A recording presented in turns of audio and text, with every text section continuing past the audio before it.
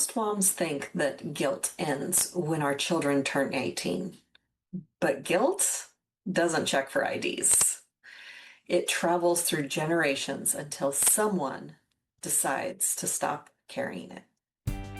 Welcome to Imperfect Momming. Our children are constantly looking to us for examples. The term role model doesn't quite cut it here. We are shaping their worldview with every move we make. You see, it's not in the lectures we give or moments where we're actively attempting to teach them. It's in the micro movements we make, the unconscious ways in which we navigate life. We are constantly teaching our children how to show up for themselves, their friends, their future partners, and even their future children. So what can we do to ensure we are raising thoughtful, compassionate, self-aware human beings? We have to become them ourselves. No one is perfect, but we can all still be better, and it starts with self-healing. Let's get to it. Hey guys, welcome back to Imperfect Momming. I'm your host, Alysia Lyons, and this month we're diving into one of my favorite pillars of peace, people. Our theme for November is Peace with People, Healing Family Dynamics Through Gratitude and Grace. Because let's be real, the holidays can bring up all the things when it comes to family expectations, old wounds, and unspoken roles that we've taken on. Today, we're going to dive into a topic that's been on my heart, one that doesn't get talked about nearly enough. It's something I call grandma guilt.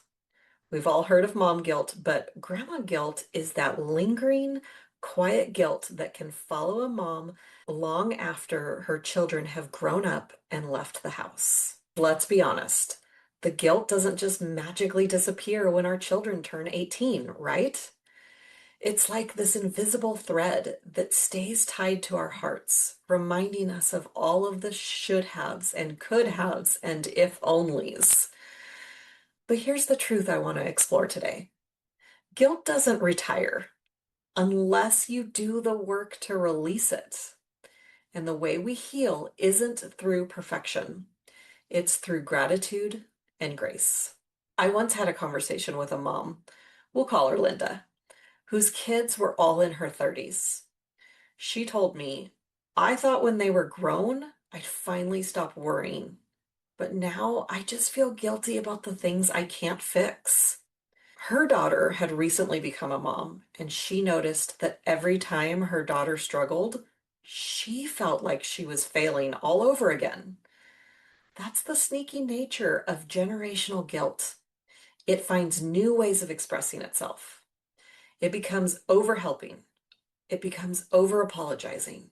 It becomes walking on eggshells around our grown kids, afraid to say the wrong thing. And sometimes it becomes trying to make up for the past through our grandkids, like you're trying to get a do-over at motherhood. But that energy doesn't create peace. It creates pressure, both for you and your adult children. When I heard Linda's story, it reminded me that emotional healing isn't about the present. It's about what we choose to carry forward. Let's zoom out for a second. So many of our mothers and grandmothers were taught that love equals sacrifice. I'm pretty sure I was taught the same thing. Not through words, but definitely through actions. They were taught that being a good mom means never resting, never complaining, and always putting everyone else first.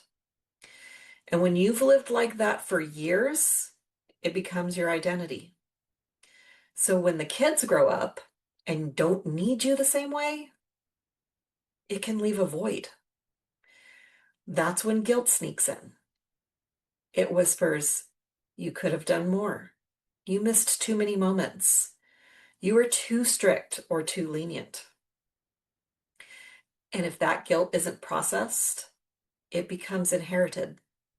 Our daughters and their daughters feel that same pressure to do everything for everyone. That's why I say guilt doesn't retire when your kids turn 18. It gets passed down until someone decides to break the pattern. And breaking that pattern doesn't mean denying the past. It means transforming it with gratitude.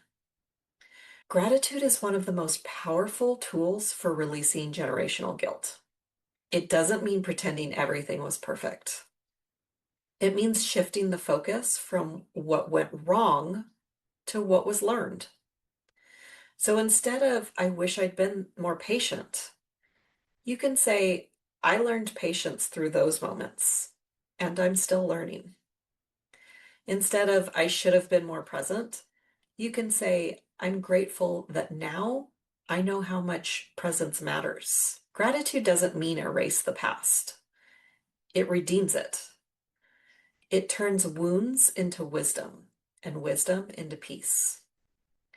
When you meet yourself with gratitude, you also model emotional healing for your kids and grandkids.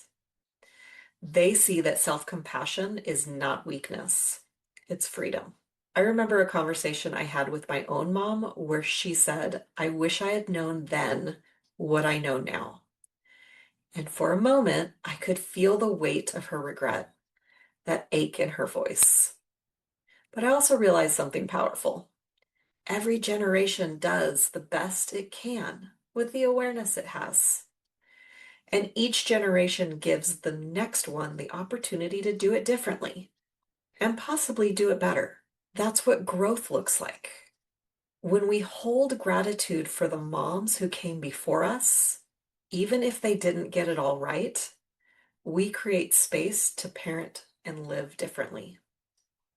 That's how generational healing works. If you're listening and you're noticing that tug of guilt, maybe you're a mom of grown kids, or maybe you're still in the thick of parenting. Here's a simple reflection that you can try this week. Step 1, think of a parenting memory that still brings up guilt or regret. Step 2, ask yourself, what did that version of me need that she didn't have? Step 3, give that to yourself now, whether it's forgiveness, grace, or simply acknowledgement. You can even place your hand on your heart and say, I did the best I could with what I knew then, and I am grateful for the woman I am becoming now.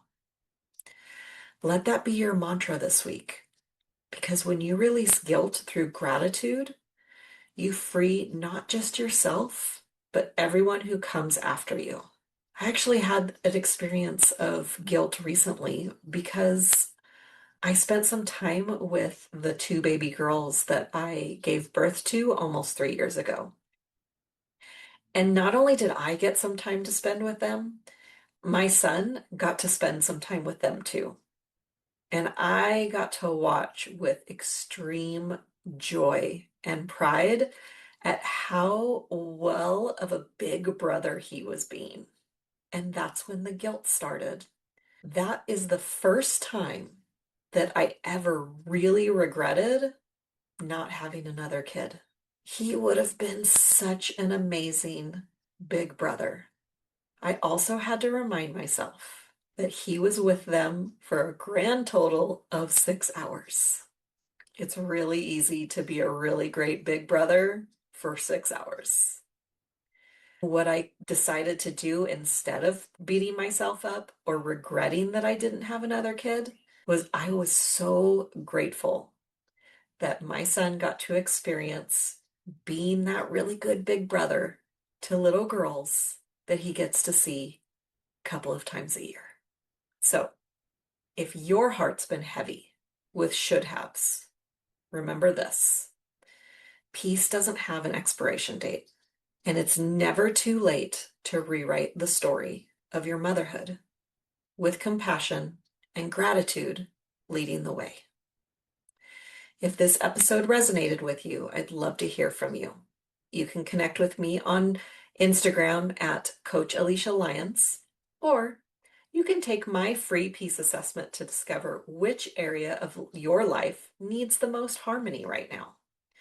You'll find it at alysialyons.com/peace quiz.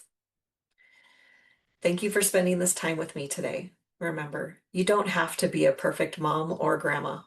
You just have to be real, present, and willing to grow. Until we meet again, keep healing. Bye, guys.